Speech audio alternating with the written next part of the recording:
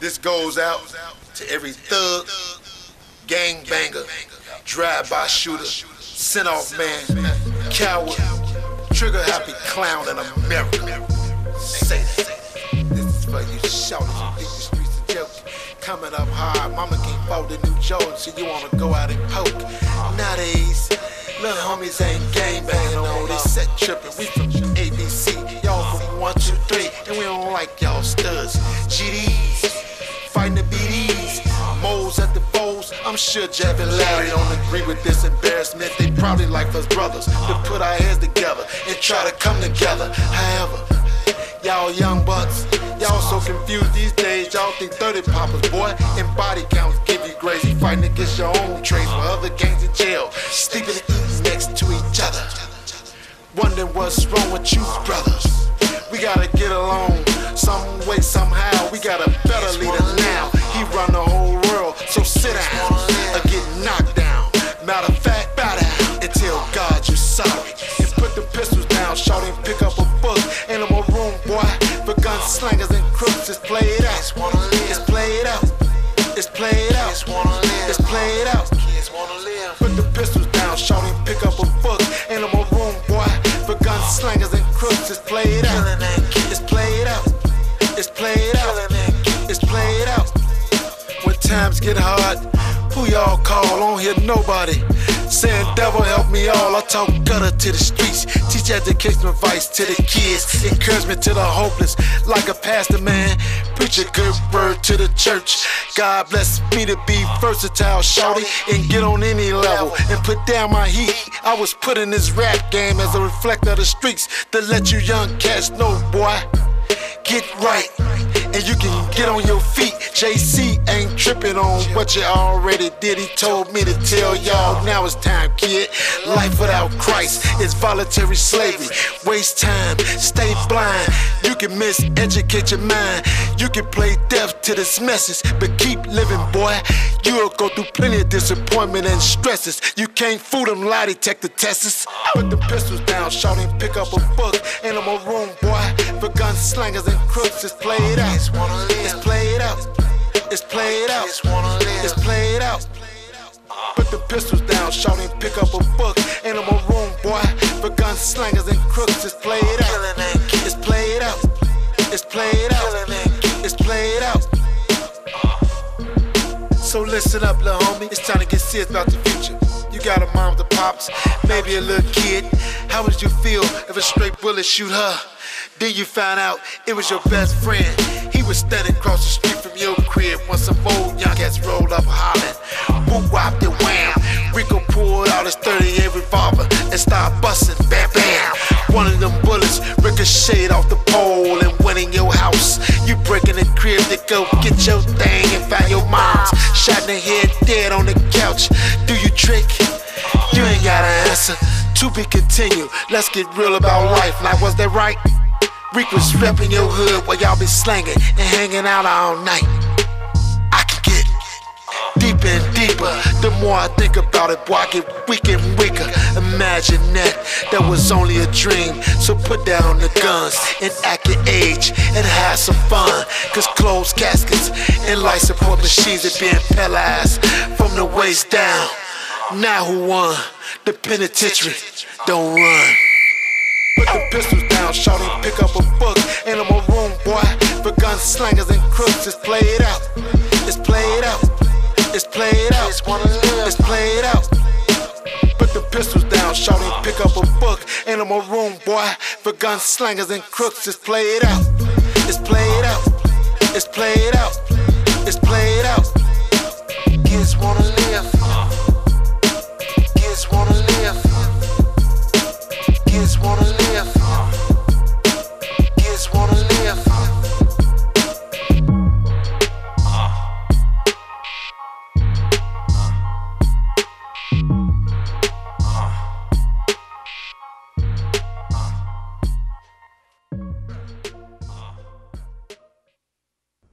Welcome to the International Marcus Garvey Parade, as well as Marcus Garvey Holiday.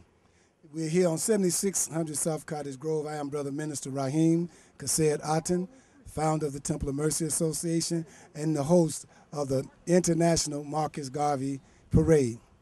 We're constantly, every year, trying our best to make our people aware of who Garvey is. 80 to 90% of our people don't know of the great works of the Honorable Marcus Mosiah Garvey. We're not Garveyites. We're all-inclusive black conscious righteous movement, but we know that Garvey should be in the Guinness Book of World Records. He's the only person that you and I know that held a convention from August 1st to August 31st, which means that that's the longest held running convention in the world, 31 days. And on August 31st, delegates from Africa and South America came together, and they put a proclamation down in a decree that we should all unite under the red, black, and green, and that we should have August 31st as an international holiday observed by all people of color. I just want that word to get out. If it don't get out, I don't know what else to say on that one, but we gonna do our part in making sure that it get out. And here comes the patriot, Dr. Evans. Come over here, Dr. Evans. Come over here for a second for this interview. Dr. Webb, come over here for this interview. Tell him about the Garvey Parade today. Dr. Webb Evans, tell me who you are. My name is Webb Evans, President of the United American Progress Association. On October the 17th, we'll be celebrating our 49th anniversary. We must build and create for ourselves. For the future of little black boys and girls, we must own some business. We must own more than churches. We are regular church people. We live together. We go to church together. We sing together. We shout together. We pray together. Don't you think it is sad that we haven't learned to put our dollars together? So that's where we are now. My name is Grand Sheik Kenya Yamar Bey, National Grand Sheik of the Moorish Science Temple of America. I'm out here today to give honor to the Messiah Marcus Garvey, who is the forerunner of Prophet Noble Drew Ali for the Moorish American. This is the most honorable day to be here among our brothers and sisters to celebrate such an event. We trust that everybody come out and learn to love instead of hate and link on with the ideas of Brother Marcus Garvey, who came to teach us that self-reliance is what we need as a people. We all need to come together. May God bless you all, and thank you, and have a nice day today. Peace. Good morning, good morning. My name is Cheryl Aaron, and this is a marvelous day, beautiful sunny day for our march today. This is the Marcus Garvey Anniversary Parade, and we are happy to have it, his holiday. And we are welcoming the holiday he created for August 31st. This is August 28th, so we couldn't do it on August 31st. So we're having it today, and we're honoring his spirit and his message. This is a Buy Black Day, honoring the concept of supporting our own and building our own businesses and creating our own economy and not depending upon other people to dictate to us what will and will not happen with our people.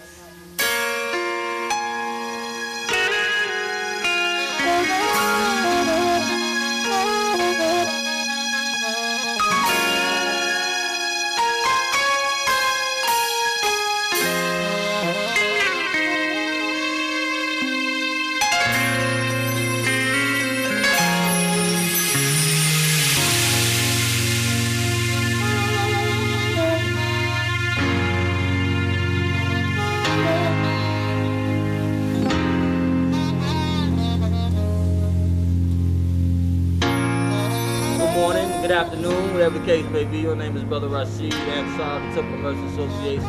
This is our 5th annual Marcus Garvey Parade and Celebration, August 28, 2010. The time is 10 a.m. in the morning, and we are beginning to get ready to kick off our Marcus Garvey Parade. And we have a line of different organizations, groups, fan clubs, Encoders here, Black Star Project is here, Million Fathers March is here, just different organizations all here. The OMIB, the Moorish Science Temple of America, they are here all to represent unity and strength in the black community, to wake up our people and get us to understand that black economics and black unity is the order of the day, the month, the year. This is what we need to do as the people so that our people can come together and be together. Black power. Temple of Mercy Association is doing the Marcus Garvey Festival once again. You know, this is a serious event, though. This is a black man that they're trying to erase out of history. They don't want him in history no more. They don't want this generation to know about him or our youth to know about him. So we have to keep this moving. We have to keep this alive. It's a resurrection every year of Marcus Garvey. So glad that everybody's here. It's a proud day, proud event. Like proud.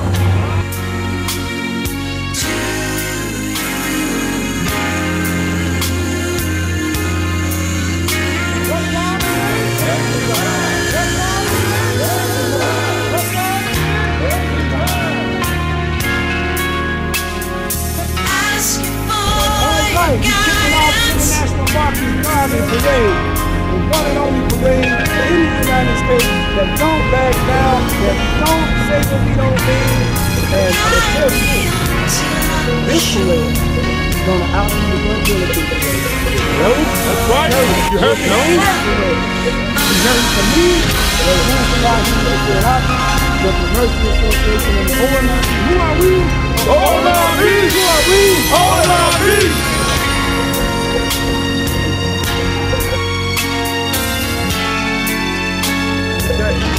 We're not Negroes, black people, colored folks, or Ethiopians. Because these names were given to slaves by slaveholders in 1779, the last until 1865 during the time of slavery. But this is a newer time that all men now must proclaim their free national name to be recognized by the government in which they live and the nations of the earth. This is the reason why Allah, the great God of the universe, ordained Noble Ali the prophet to redeem his people from their sinful ways. The Moorish Americans are the descendants of the ancient Moabites, whom inhabited the northwestern and southwestern shores of Africa.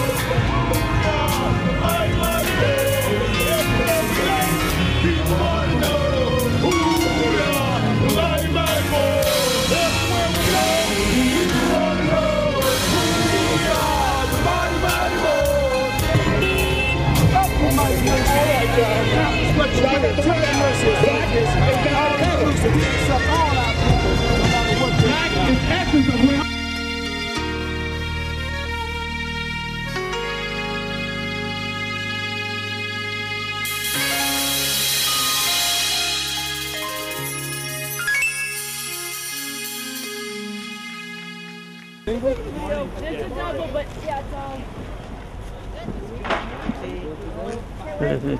Bless. By the best.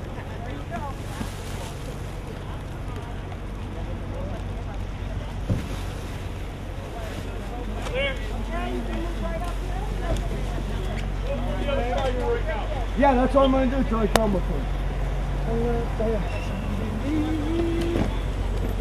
Yeah.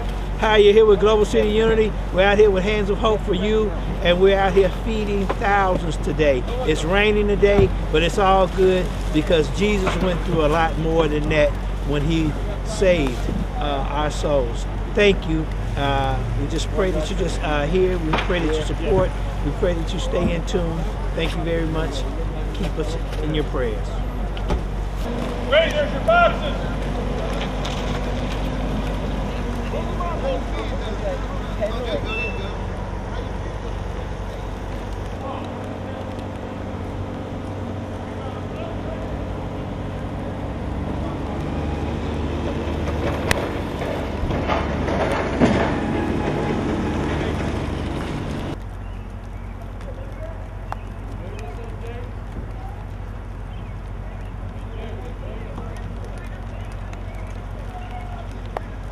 Hello, my name is Charlene Nyomo, and I feel blessed to be here in the studio with Global City Unity this evening.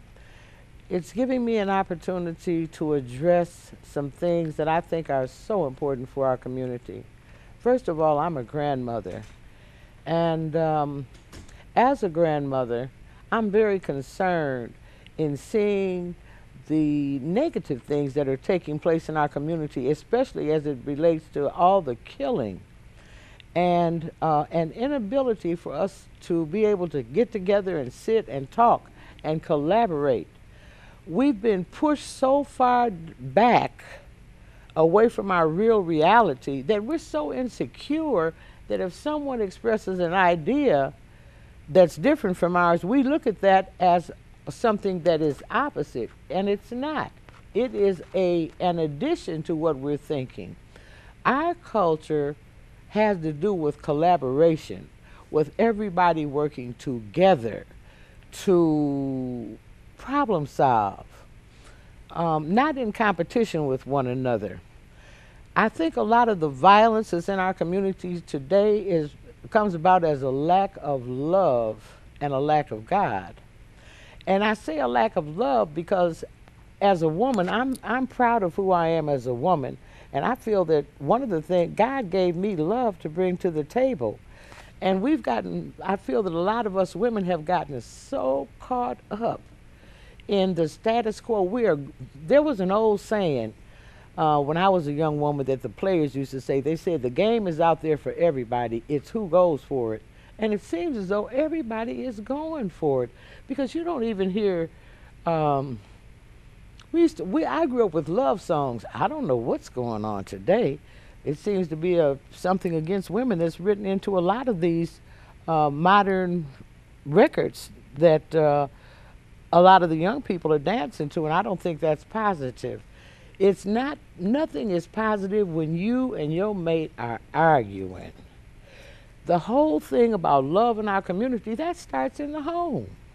So if there's a war going on between the parents, then the kids are suffering. We, especially us women, we have gotten too caught up in what I consider the man's thing, which they're better at war than we are. But we can be real good at war too. But let's be good at love. Let's be good at focusing on our children, because God gave woman the responsibility of carrying the seed.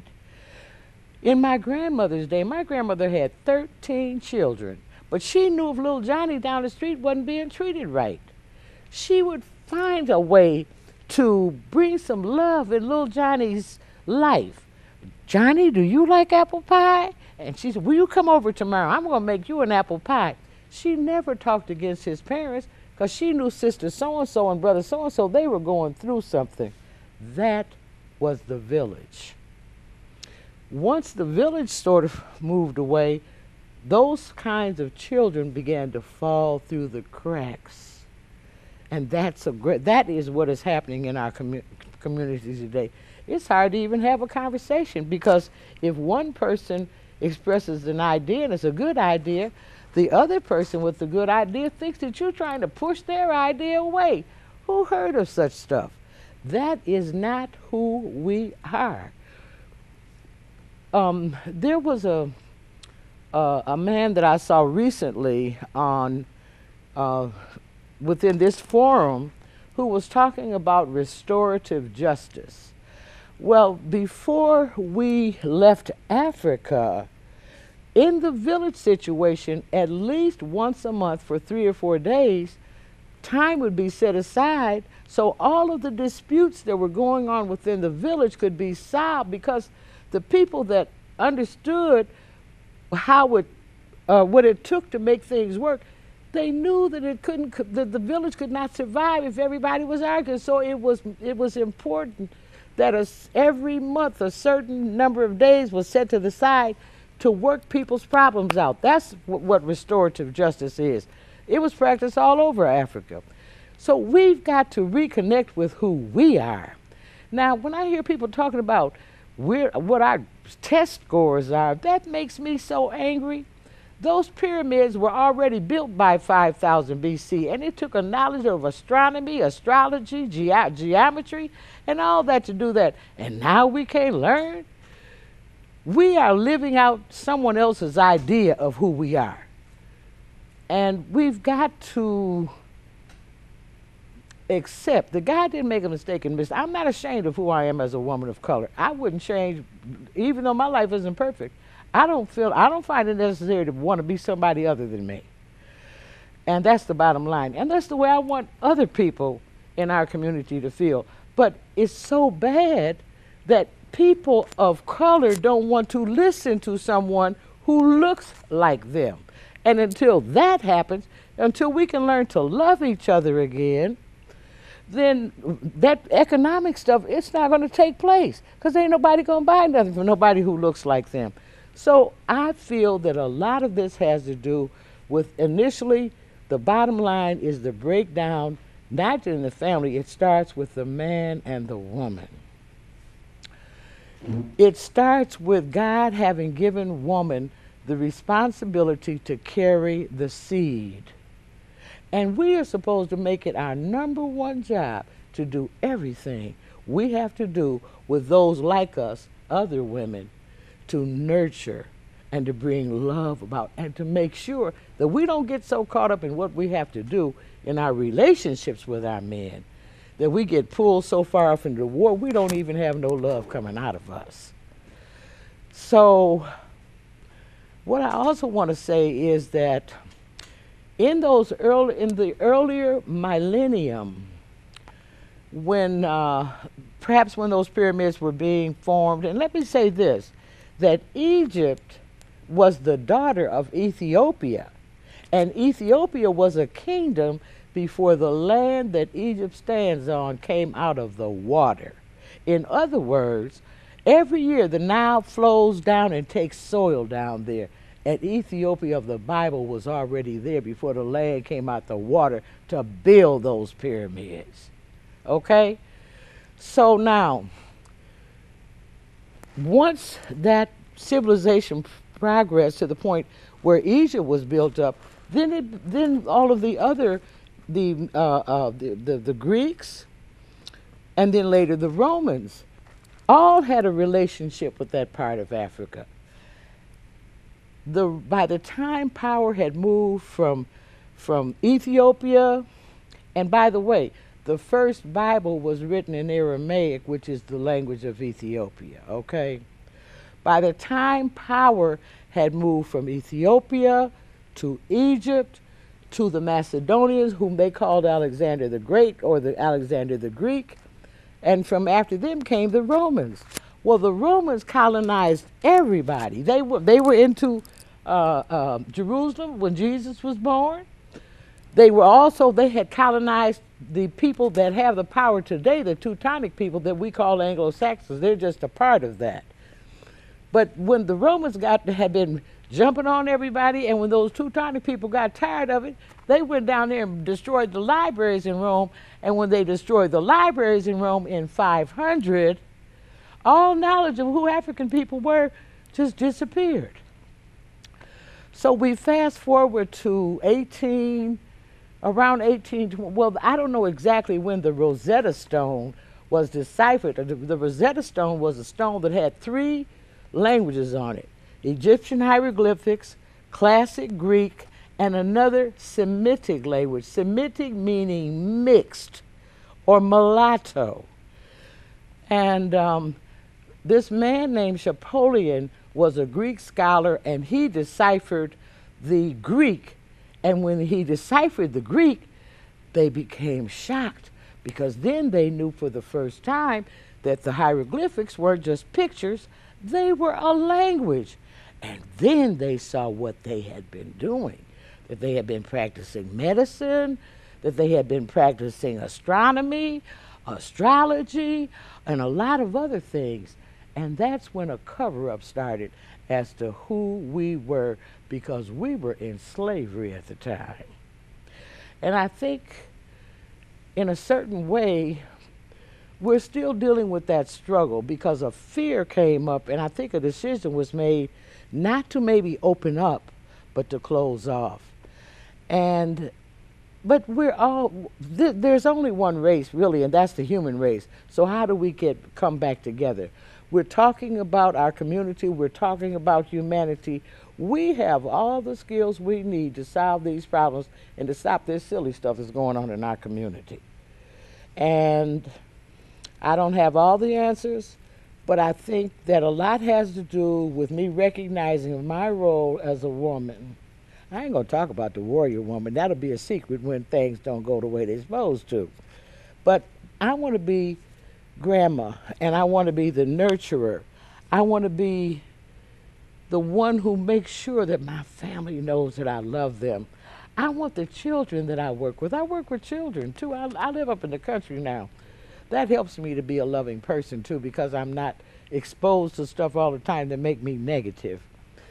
But I'm determined to use the knowledge and the skills that God has given me all the way around to make this a better world and to bring love back into the equation. And I thank you for listening to me.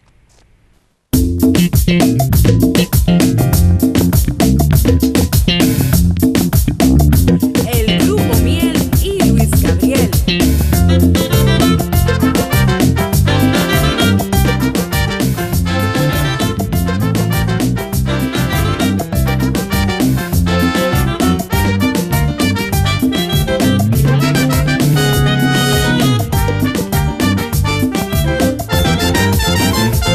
What the heck is going on with the price of gasoline? It's a pain for everyone. It's the worst we ever seen. It's a pain for everyone. It's the worst we ever seen. Gas price. What a headache. Gas price.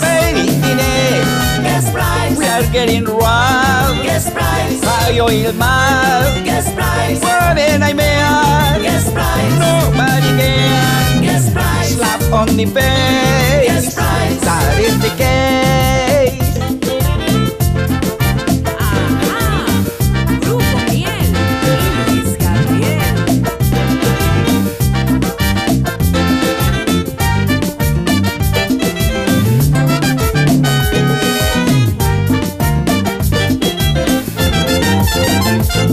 Anyone who owns a truck, he might find himself stuck just to go and fill up the tank. He might have to rob a bank just to go and fill up the tank. He might have to rob a bank. Gas price. Gasoline price. Gas price. It's up on the sky. Gas price. Be there again. Gas price. It really a shame. Gas price. This is abuse. Gas price. Without excuse. Gas price. We are getting robbed. Gas price. By oil mal.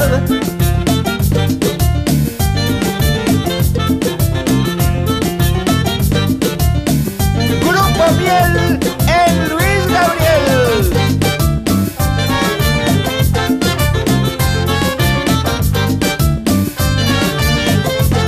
Gas price. What a day. Gas price. Pain in the neck. Gas price. This is abuse. Gas price. Without excuse. Gas price. I can't believe Gas price. it's harder to live. Gas price. No one to blame. Gas price. It's really a shame.